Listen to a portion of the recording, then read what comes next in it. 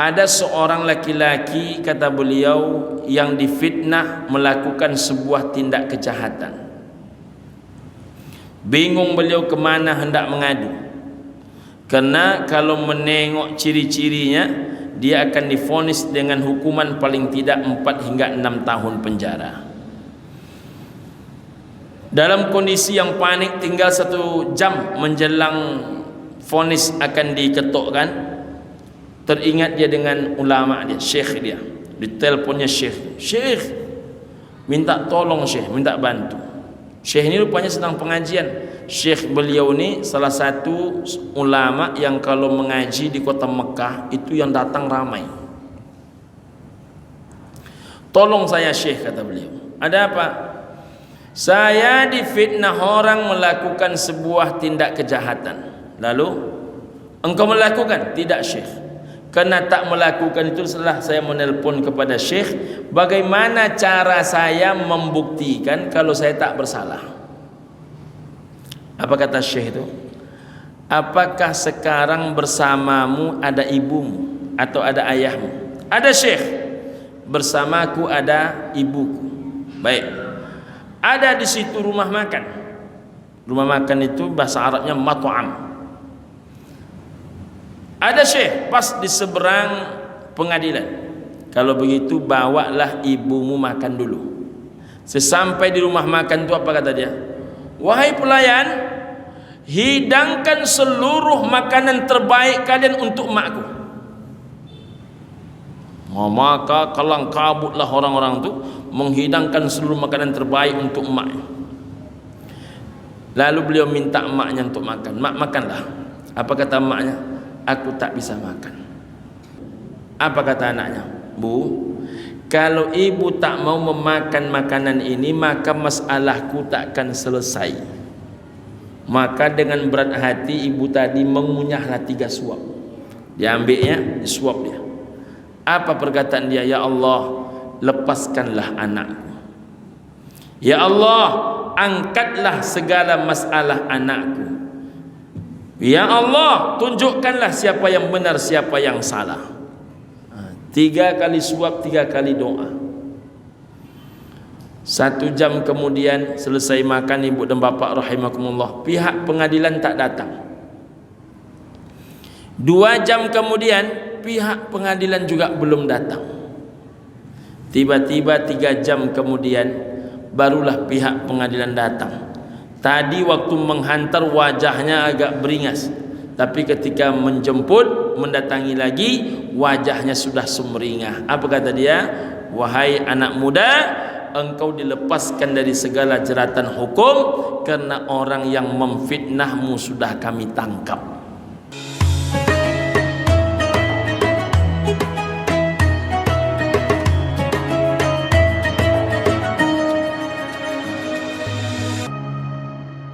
Assalamualaikum warahmatullahi wabarakatuh. Innal hamdalillah, salatan wa salaman ala Rasulillah. Asyhadu an la ilaha illallah wahdahu la syarikalah wa asyhadu anna Muhammadan abduhu wa rasuluh la nabiyya ba'dah. Allahumma salli ala sayyidina Muhammad wa ala alihi wa ashabihi wa mawalah, amma ba'du. Ibu dan bapa, orang tua kami, pengurus masjid, Bapak RW, Bapak RT, tokoh masyarakat, alim ulama, imam masjid, hadirin wal hadirat, serta anak-anak kami yang berhadir yang kami cintai, tamu Allah yang mulia, insyaallah dimuliakan Allah Subhanahu wa taala. Amin ya rabbal alamin. Ibu dan bapa rahimakumullah, malam ini kita akan melanjutkan kaji kita, tepatnya pada hadis nomor urut 4, masih dalam bab keutamaan zakat dan sedekah. Hadis yang kita kaji malam ini adalah hadis qudsi, firman Allah Subhanahu wa taala yang disampaikan oleh Nabi Muhammad sallallahu alaihi wasallam. Hadis qudsinya ibu dan bapak pendek, tapi maknanya sangatlah luar biasa dan dalam. Bunyinya ibu dan bapak rahimakumullah, bismillahirrahmanirrahim. Qala Allahu tabaraka wa ta'ala, telah berfirman Allah tabaraka wa ta'ala. Apa kata Allah Subhanahu wa ta'ala? Ya bani Adam, wahai bani Adam, anfik, nafkahkanlah hartamu. Unfik alaika, aku kata Allah yang akan menafkahimu. Hadis qudsi yang pendek ini Ibu dan Bapak rahimakumullah memiliki makna yang sangat lapang, sangat luas, sangat dalam. Ibu dan Bapak rahimakumullah. Mengapa demikian? Zat yang maha memiliki langit bumi beserta seluruh isinya menjamin. Anfik, nafkahkan hartamu. Unfik alaika, aku kata Allah yang akan menjamin nafkah terhadapmu. Bermakna Ibu dan Bapak rahimakumullah, bila manusia itu mengeluarkan nafkah, maka Allah Ta'ala sebagai pemilik segala rezeki yang menjamin akan menjaminkan rezeki yang cukup kepada kita. Maka Ibu dan Bapak rahimakumullah, kalau sudah ada jaminan Allah Subhanahu wa Ta'ala, mestinya tak lagi gamang orang mengeluarkan nafkah, mestinya tak lagi gamang orang mengeluarkan harta bendanya, terutama ketika dia keluarkan nafkah itu di atas dan di jalan Allah Subhanahu wa Ta'ala. Mudah-mudahan Ibu dan Bapak rahimakumullah, seluruh harta yang kita pakai, seluruh harta yang kita gunakan, insya-Allah diganti oleh Allah Ta'ala dengan harta yang berlipat ganda lagi berkah. Amin ya rabbal alamin.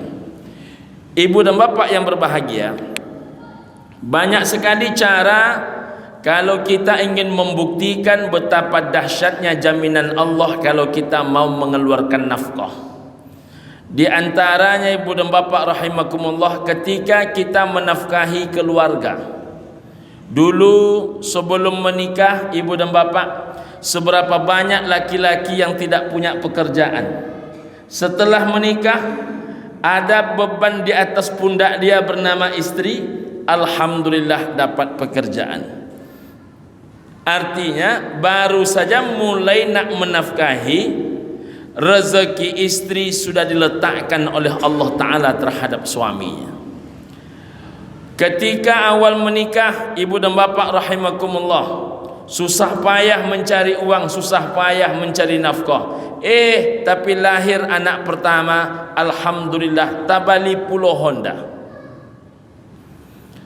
Lahir anak kedua, alhamdulillah tak lagi nyewa rumah, dapat pula membeli rumah walaupun sistemnya sistem kredit. Lahir anak ketiga, alhamdulillah Honda yang sudah mulai memburuk, terbeli pula mobil walaupun pun second. Ibu dan Bapak rahimakumullah, tapi berangsur-angsur hidup kita ini terus berubah dan berubah. Mengapa demikian? Setiap anak itu ada rezekinya. Makanya orang-orang tua dahulu mengatakan banyak anak banyak rezeki. Itu bukan kata-kata yang sekedar kata-kata. Begitulah yakinnya orang-orang dahulu bahwa setiap siapapun yang dititipkan oleh Allah kepada kita, maka mereka ada jaminan rezekinya. Mulailah anak sekolah Ibu dan Bapak rahimakumullah, lebih hebat lagi rezeki. Saya Ibu dan Bapak rahimakumullah tak jarang berjumpa dengan jamaah, lalu mereka berkata, apa kata mereka? Dulu Pak Ustaz ketika anak-anak ni sekolah semua, ada-ada saja rezeki Pak Ustaz. Setelah anak-anak ni selesai sekolah, malah justru rezeki berkurang Pak Ustaz. Itu pertanda orang yang menuntut ilmu itu ada rezekinya. Siapa yang membuka jalan menuju ilmu, Allah bukakan dia jalan menuju syurga. Kalau jalan menuju syurga saja Ibu dan Bapak dibukakan oleh Allah Ta'ala, apalagi hanya jalan untuk mencari keluasan rezeki Allah Ta'ala. Ibu dan Bapak rahimakumullah, di kampung kami itu ada seorang ibu-ibu, hidupnya tidaklah begitu berduit. Pekerjaannya hanya dua saja. Pertama, menggembalakan kerbau. Yang kedua, bercocok tanam padi. Tapi anaknya 9 yang akan disekolahkan. Rata-rata anaknya itu semuanya Ibu dan Bapak rahimakumullah sarjana. Dan hebatnya anak-anaknya ini semuanya Ibu dan Bapak masuk pondok. Orang yang anaknya satu belum tentu lancar bayar SPP, tapi mak ni kerana sungguh dia menyekolahkan anaknya, ibu dan bapa rahimakumullah, rezekinya Allah jamin pula. Macam mana cara kita menengoknya Pak Ustaz? Di antaranya ibu dan bapa rahimakumullah, ketika datang banjir, padi orang tumbang, padi orang rebah, tak bisa dipanen, tak bisa disabit. Padi mak ni dalam banjir pun dia tegak, di atas sampan bisa dia panen. Begitu Allah menjaga rezeki orang-orang yang menyekolahkan anaknya. Bagaimana dengan kerbaunya Pak Ustaz? Kerbau dia pun macam tu juga. Kerbau orang, 2 jantan 2 betina, dikasih kandang agar tak bisa kemana-mana, agar cepat dia mengandung.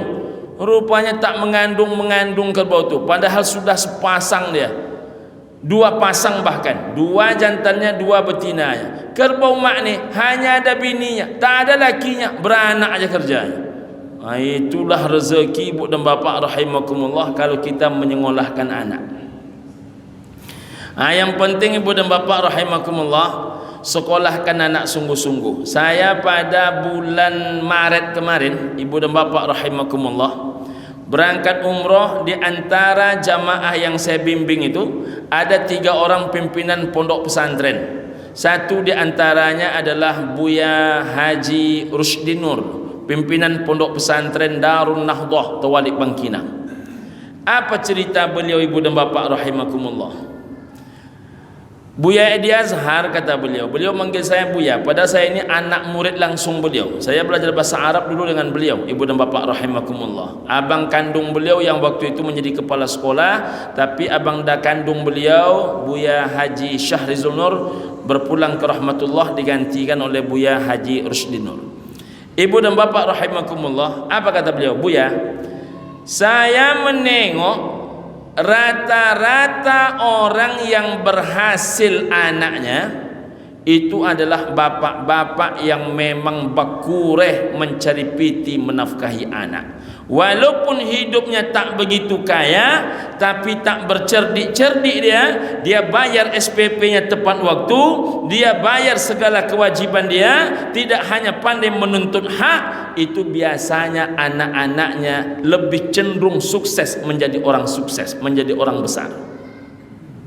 Tapi sebaliknya Buya, kata beliau, orang-orang cah nak minta gratis saja,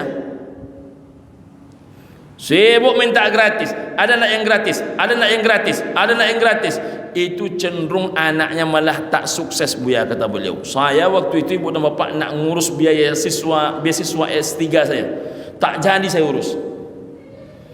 Karena rupanya kalau pengalamannya macam itu, semakin banyak harta benda yang digunakan untuk sekolah anak, maka insya Allah akan hadir harta keberkahan harta pada harta orang tuanya.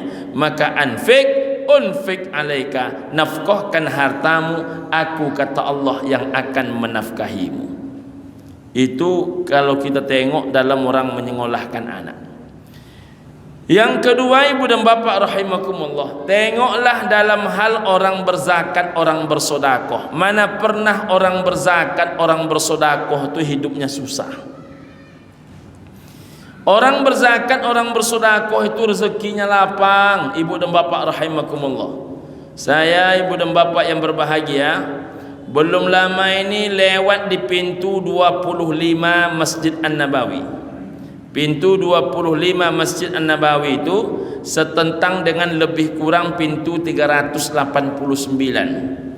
Dulu pintunya juga namanya pintu gerbang 25. Jadi nama pintu masjid 25, nama pintu gerbang 25. Sekarang nama pintu masjid 25, nama pintu gerbang sekarang sudah di atas 300-an. Dimulai dari pintu 301 berakhir kepada pintu 371. 339 yang saya maksudkan tadi. Karena pintu terakhir pintu 370. Ibu dan bapak rahimakumullah, kalau kita keluar dari pintu 25 Masjid An-Nabawi, lurus saja kita, maka ibu dan bapak nanti akan berjumpa dengan sebuah taman yang sangat luas. Sekarang dibuat orang di situ tempat untuk berfoto. Dulu di situ terkenal dengan nama, kata orang, tempat burung merpati banyak-banyak. Disitulah cerita ini kita maksudkan. Di tempat burung merpati itu ibu dan bapak rahimakumullah, nampak hotel sebelah kiri, hotel besar bintang 5 internasional. Nama hotelnya Hotel Hilton. Di seberang Hilton, sama besarnya dengan Hilton, itu ada juga hotel besar. Hotel itu sekarang sudah berubah merek, berubah nama. Apa namanya Pak Ustaz? Waqaf Lillahi Ta'ala Abdul Bari Al-Ausi namanya. Jadi yang mewakafkan hotel itu seorang hamba Allah namanya Abdul Bari Al-Ausi.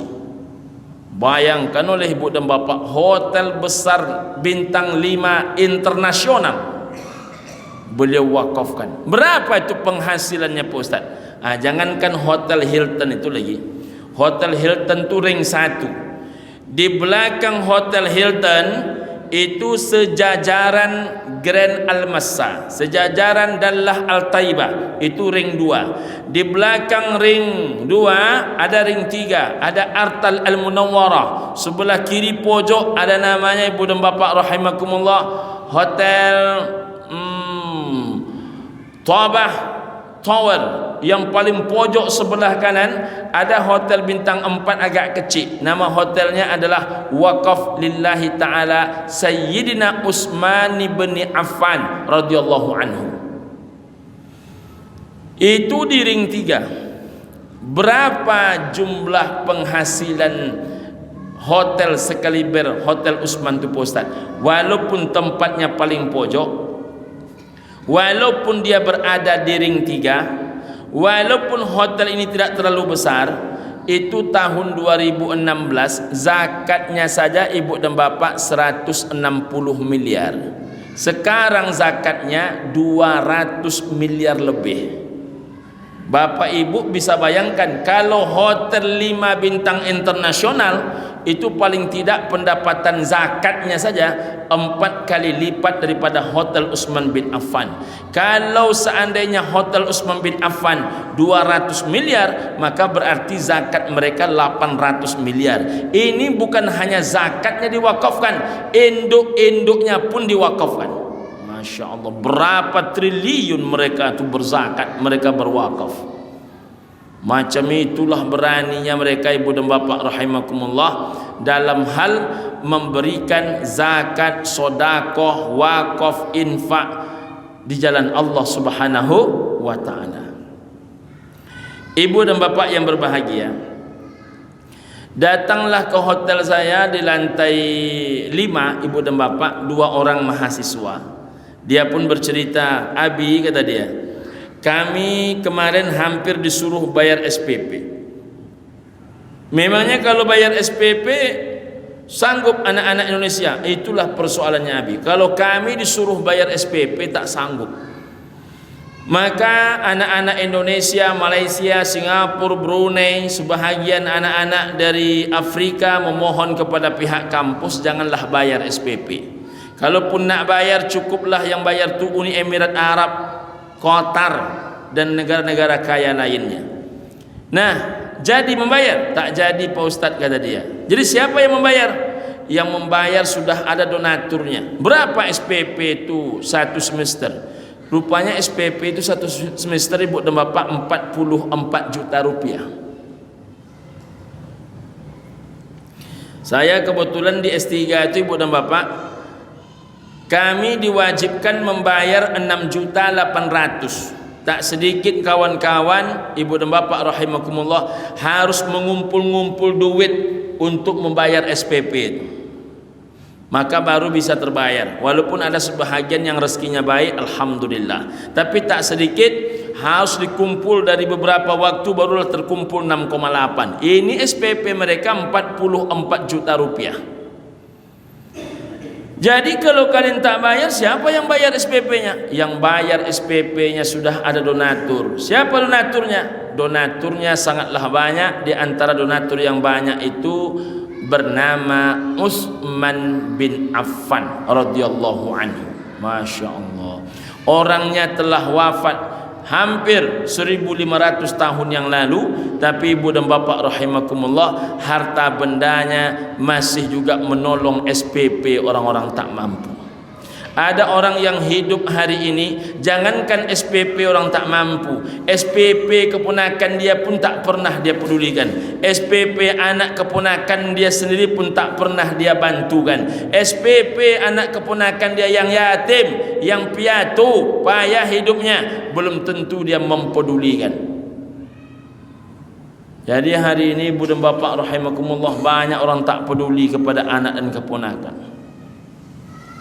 Padahal setiap kita berzakat, setiap kita bersedekah, mengeluarkan harta di jalan Allah Subhanahu wa taala, pasti diganti oleh Allah Subhanahu wa taala. Tergantung kita ini Ibu dan Bapak yang berbahagia mau apa tidaknya. Maka tak pernah orang-orang ahli sedekah, ahli zakat itu susah hidupnya. Yang ada itu bal yazdada, bertambah. La in syakartum la azidannakum wa la in kafartum inna adzabi lasyadid. Maka kalau kita pandai bersyukur, Allah tambah nikmat kepada kita. Kalau kita kufur, sesungguhnya kata Allah, azabku sangatlah pedih. Yang ketiga, tengoklah orang-orang yang berangkat ke tanah suci. Mengapa orang-orang pulang haji itu tidak ada yang miskin? Mengapa orang pulang umroh tak ada yang susah hidupnya? Tadi saya bertemu dengan seorang bapak-bapak. Pak Ustadz, sini Pak Ustadz, kata dia. Ada apa Pak? Tolong bantu saya mengirimkan uang. Untuk apa? Ada uang ongkos haji saya kurang sedikit. Tolong bantu saya cara mengirimkan Pak Ustadz. Saya bantulah Ibu dan Bapak rahimakumullah. Apa kata beliau? Ini Pak Ustadz keberangkatan saya kedua. Hidupnya sederhana, tapi alhamdulillah hajinya sudah yang kedua. Tapi uniknya, kenapa hidupnya menjadi tidak susah? Rupanya orang-orang berangkat haji, berangkat umroh itu yang mendoakan dia, nampak oleh kita memang ustadz, imam masjid, tapi pada hakikatnya yang mendoakan mereka adalah Nabi SAW. Setiap orang berangkat ke tanah suci untuk berhaji dan berumrah, 3 doa Nabi terhadap mereka. 1, semoga Allah Ta'ala menerima amal ibadahmu. Yang kedua, wa ghafara dzambaka, semoga Allah Ta'ala menghapus dosa-dosamu. Yang ketiga, wa akhlafa nafaqataka, semoga Allah Ta'ala mengganti seluruh uang belanjamu.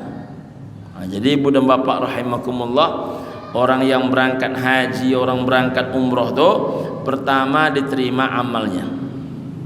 Kalau diterima amalnya, al-umratu ilal umrati kafaratul lima bainahuma. Umroh yang satu dengan umroh berikutnya menjadi penghapus dosa di antara keduanya. Wal hajjul mabrur, dan haji yang mabrur laisa lahu jaza, tidak ada balasannya kecuali syurga. Bapak Ibu, kalau ada yang berlebih rezeki, sudah sering berangkat, ingin memberangkatkan orang lain, tak tahu siapa yang nak diberangkatkan, kasih tahu ustadz-ustadz kita. Banyak orang yang patut kita berangkatkan tapi tidak bisa berangkat. Saya tadi malam terharu mendengar seorang pegawai masjid. Umurnya mohon maaf sudah sangat tua. Tiba-tiba dia berbisik kepada saya, Pak Ustadz,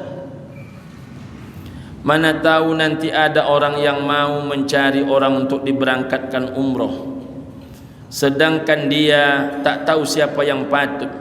Tolong ya Pak Ustadz direkomkan saya. Lama terharu hati saya itu. Jadi Ibu dan Bapak rahimakumullah, ada mereka yang rindu ke sana tapi tak bisa. Tapi ada orang yang diberikan rezeki ke sana tapi tak nak ke sana. Makanya marah Nabi, apalagi orang-orang yang sanggup berhaji tapi tak berhaji.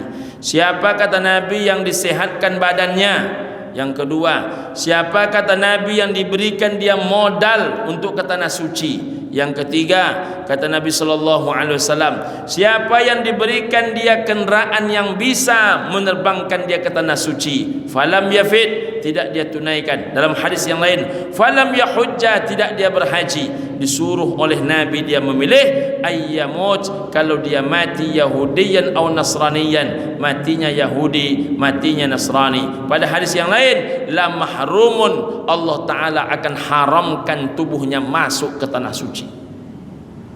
Bapak ibu yang mampu jangan ditunda-tunda. Saya hanya mengingatkan, jangan ditunda-tunda.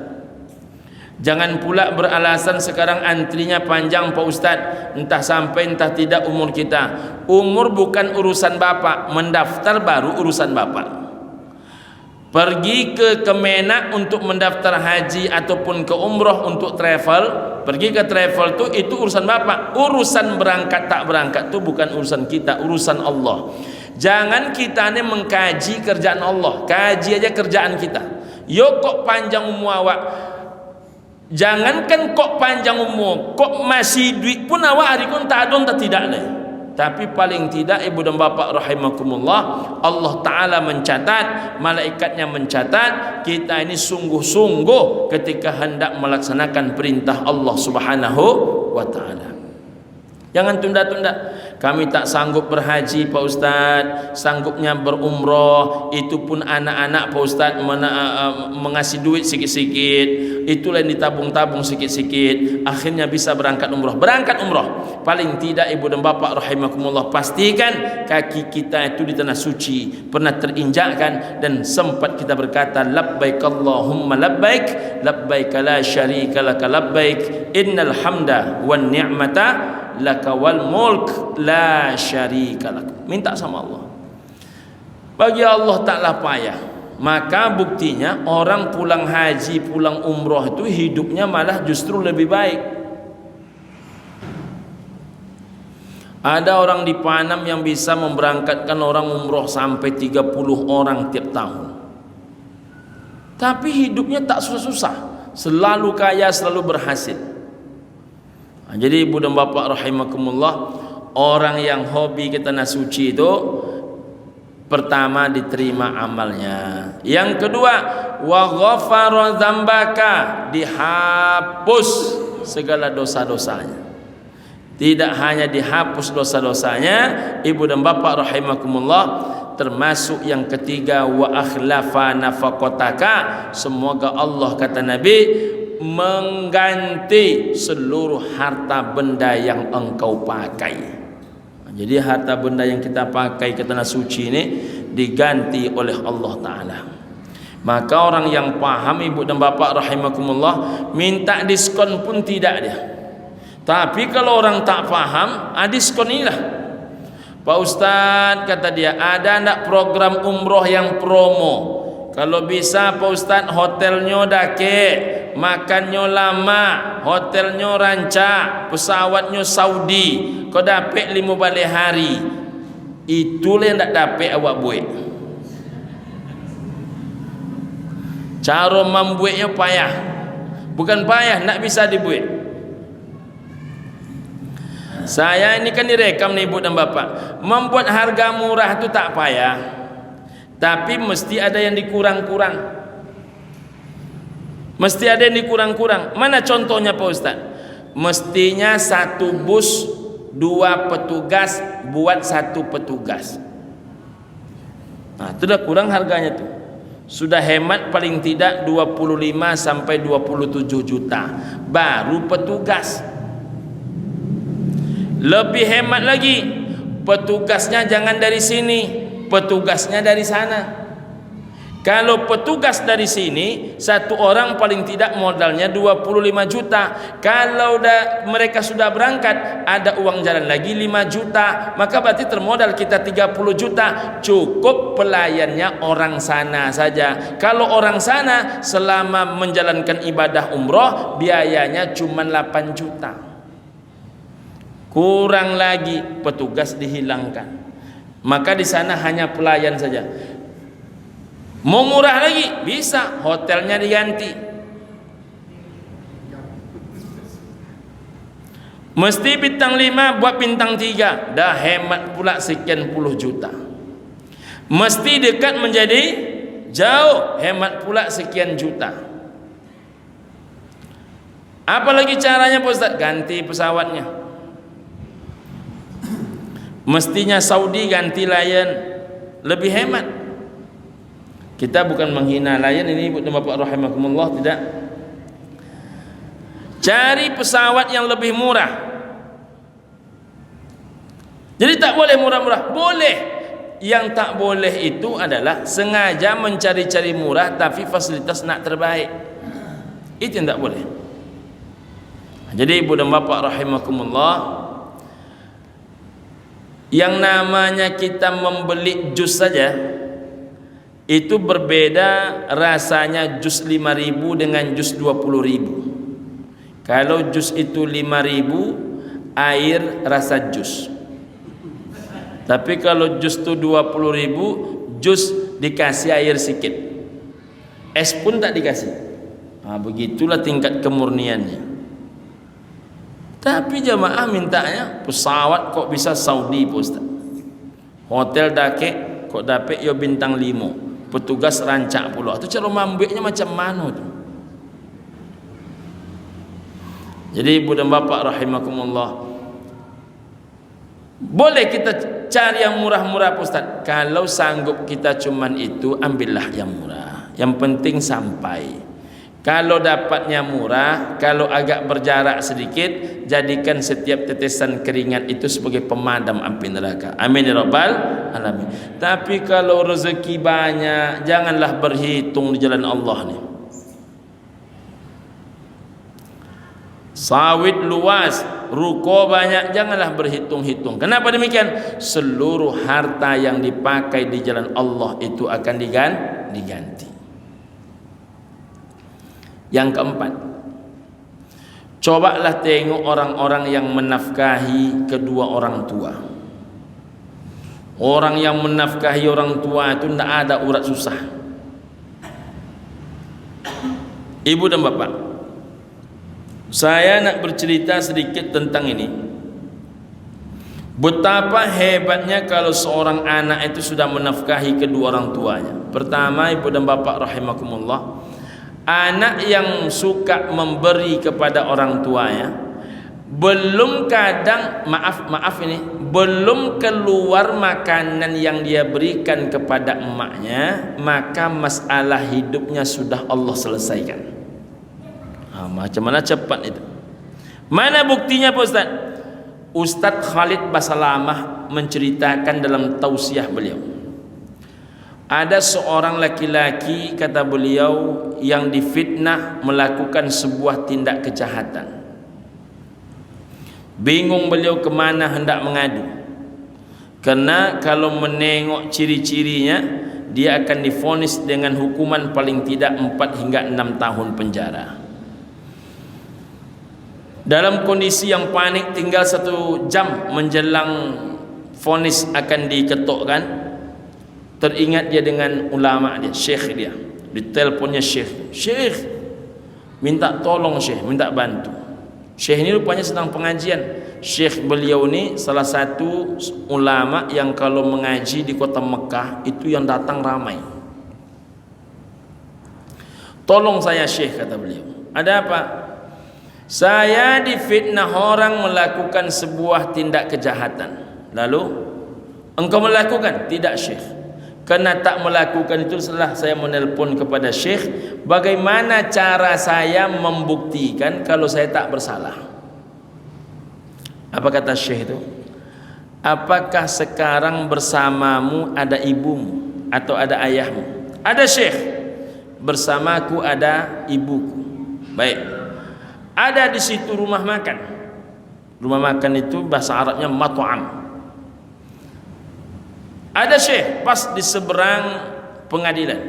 Kalau begitu bawalah ibumu makan dulu. Bawa ibumu makan. Kata anak muda ini, tak mungkin syekh. Mengapa tak mungkin? Karena 1 jam lagi vonis. Apalagi kalau bapak ibu yang tahu dengan kondisi nilai-nilai hukum di Arab Saudi itu sangat ketat. Maka ibu dan bapa rahimakumullah, kata syekhnya ni, kalau engkau lakukan silahkan, engkau tinggalkan juga silahkan, tapi menurutku itulah solusinya.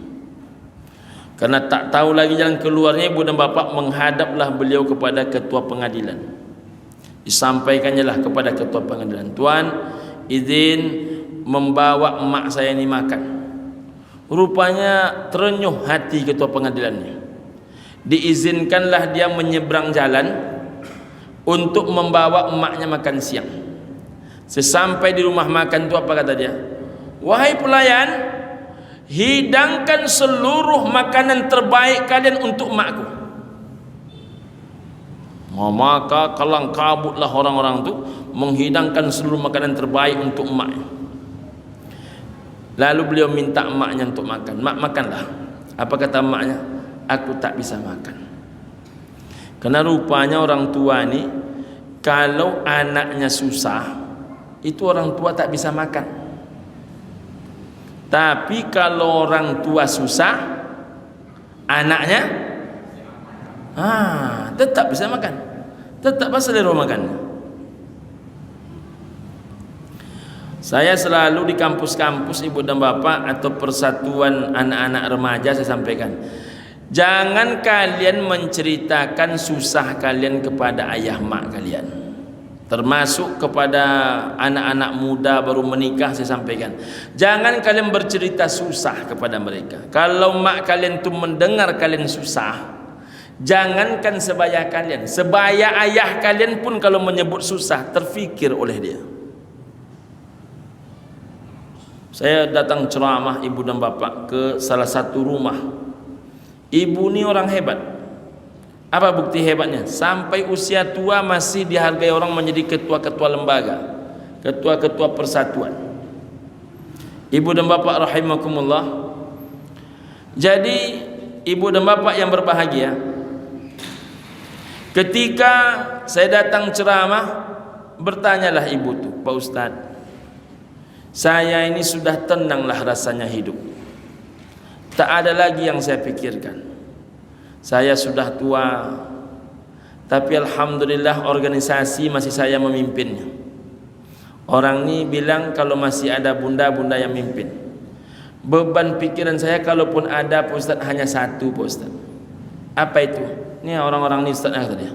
Ditunjuknya anak-anaknya tu. Ini orang-orang ni Pak Ustaz kata dia. Ini Pak Ustaz kata ditunjuknya anak itu. Ini Pak Ustaz sudah lebih 50 umurnya, masih sekarang ni masih minta duit sama saya ni. Jadi jangankan memberi kepada mak tu. Tak tahu mak tu kalau sudah disebut susah ke dia, tak bisa dia makan enak. Jadi kalau ndakkan bisa kita membantu orang tua kita itu, jangan menambah susah dia. Hai, ini kadang-kadang tidak ibu dan bapak rahimakumullah, amih bini kadang-kadang asal datang ke rumah amak ceritanya susah ke susah, susah ke susah. Dia payah kini mak payah. Asal balik ke kampung, apa katanya sama orang tuanya sama adik-adiknya, kalian kira di Pekanbaru tu ngumpul pitih aja ke raja orang. La ilaha illallah. Kalau tidak akan mengasih, jangan sebut-sebut susah. Mak kita itu, ayah kita itu, walau setua apapun kita, mereka tetap menganggap kita ini anaknya. Jadi macam manapun bauban awak Pak, sampai awak di Pekanbaru tu mesti melapor. Kami lah tiboh ya, barulah tanang pikirannya. Itu baru urusan tiboh. Jangan kita menceritakan lagi sianui ko masalahnya, sianui ko pulo masalahnya, sianui ko pulo masalahnya, bini ko pulo masalahnya, amboi ko pulo masalah. Jangan ceritakan yang buruk-buruk. Mereka sudah banyak dah merasakan pahit hidup ni. Kalau dapat orang tua tu merasakan yang nikmat-nikmat, ditanya. Saya tanya sama Pak Sekda lama, Pak Muhammad Jamil. Pak Muhammad Jamil tu kan terlalu masuk moncer tu jabatannya. Masih muda, laju jabatannya, Alhamdulillah bagus. Mak beliau tu dekat dengan saya. Mak beliau tu. Saya ni dah macam anak pula dibuatnya. Apa kata Pak Jamil ni? Orang tua ni Pak Ustaz kata kuncinya cuma satu. Jangan sampai dia bermenung. Kalau sudah bermenung sikit Pak Ustaz ajak jalan-jalan. Kalau sudah mulai agak bermenung sikit ajak makan-makan. Orang tua ni Pak Ustaz asalkan hatinya senang, itu insya Allah hidupnya bahagia. Doa dia kepada kita meluncur baik. Jadi ibu dan bapak rahimakumullah, senangkan hati orang tua. Terutama pastikan uang kita mengalir kepada mereka. Apa yang terjadi ibu dan bapak rahimakumullah? Lalu dihidangkanlah seluruh makanan. Ibu ni tak mau makan juga. Apa kata anaknya? Bu, kalau ibu tak mau memakan makanan ini, maka masalahku takkan selesai. Maka dengan berat hati ibu tadi mengunyahlah 3 suap. Dia ambilnya, disuap dia.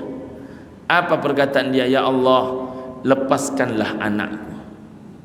Ya Allah, angkatlah segala masalah anakku. Ya Allah, tunjukkanlah siapa yang benar, siapa yang salah. 3 kali suap, 3 kali doa. 1 jam kemudian selesai makan ibu dan bapak rahimakumullah, pihak pengadilan tak datang. 2 jam kemudian pihak pengadilan juga belum datang. Tiba-tiba 3 jam kemudian barulah pihak pengadilan datang. Tadi waktu menghantar wajahnya agak beringas, tapi ketika menjemput, mendatangi lagi, wajahnya sudah sumringah. Apa kata dia? Wahai anak muda, engkau dilepaskan dari segala jeratan hukum karena orang yang memfitnahmu sudah kami tangkap. Masih 3 suap itu makanan masuk dalam perut emaknya, masalah anaknya sudah selesai. Maka bapak-bapak saya ingatkan, terutama yang bapak-bapak, pastikan setiap bulan itu mak itu menerima duit dari kita, menerima uang belanja dari kita. Tak usah bapak-bapak minta izin kepada bini bapak untuk memberikan uang makan untuk orang yang mengandung bapak. Inilah orang yang mengandung, melahirkan, menyusukan. Jangan minta izin pula kepada anak orang untuk memberi makan dia. Ini ada pula laki-laki ini minta izin ke anak orang untuk memberikan makan emak yang membuat dia menjadi orang. Makan. Ya ibu.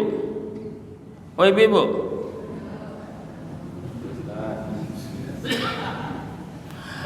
Ada suami minta izin dia ke bini dia untuk ngasih makan mak kandung dia. La ilaha illallah. Apa tak ada urat malu dia sebagai anak? Kalau dia nak ngasih makan orang, minta izin dia kepada bini dia. Bahkan kalau dia nak menyumbang, minta pendapat dia kepada bini dia. Kalau dia nak berdonasi, minta pendapat dia kepada bini dia, masih bisa kita terima. Tapi untuk ngasih emak dia makan, kalau ada anak bapak ibu macam tu, betul-betul merugi tu. Apa tanyanya ke bini? Mama kata, boleh papa membayar mak piti 300,000. La ilaha illallah.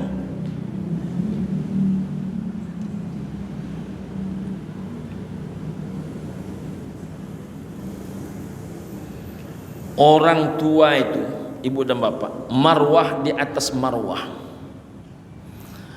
Harga diri kita itu Harta itu harga diri, jabatan itu harga diri, tapi harga diri yang paling dalam adalah nilai diri. Istri itu nilai diri, anak itu nilai diri. Tapi kalau adalah harta yang paling berharga, maka nama harta itu orang tua.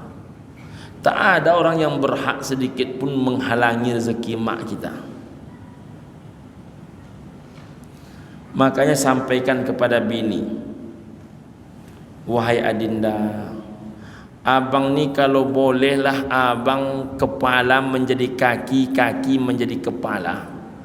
Rasanya mau abang asalkan engkau bahagia. Tapi satu minta abang kepadamu, jangan kau tahan-tahan rezeki makku.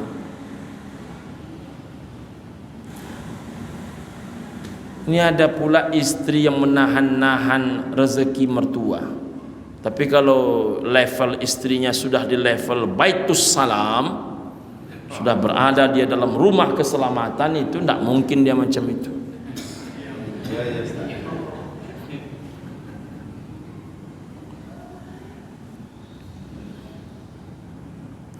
Emak kita tuh, ibu-ibu ini kan emak, yang di dalam mulut dia pun dikasihnya kepada anak.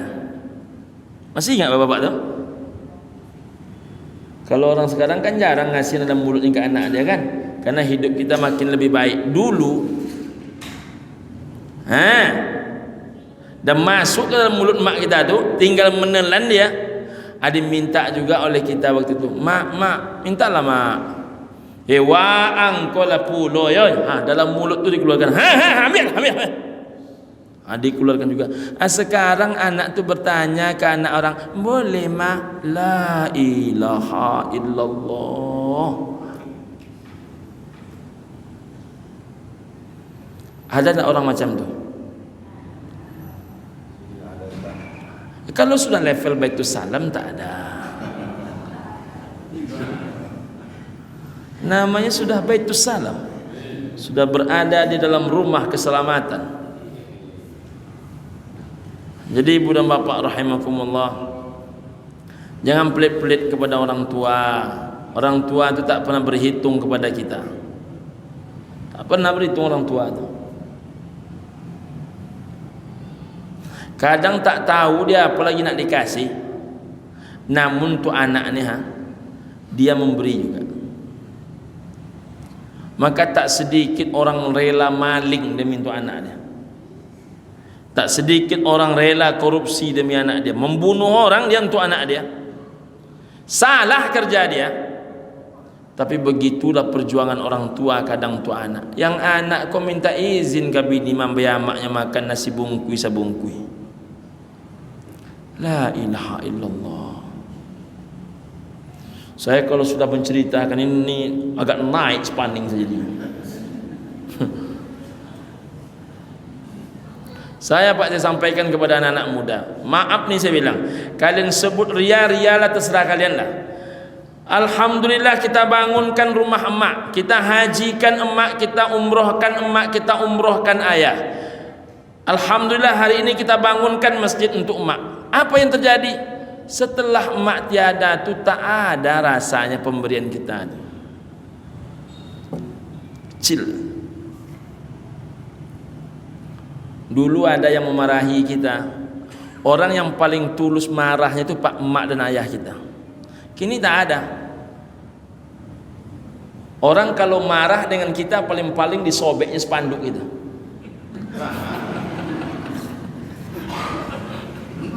Hari ini saya dapat laporan dari adik-adik di tim, 2 spanduk Ustaz, 1 dicabut orang, 1 dikoyakkan orang. Itulah paling-paling marah orang sama kita. Kalau mak kita tidak macam tu. Pokoknya ndak kata ndak, jangan buik-buik.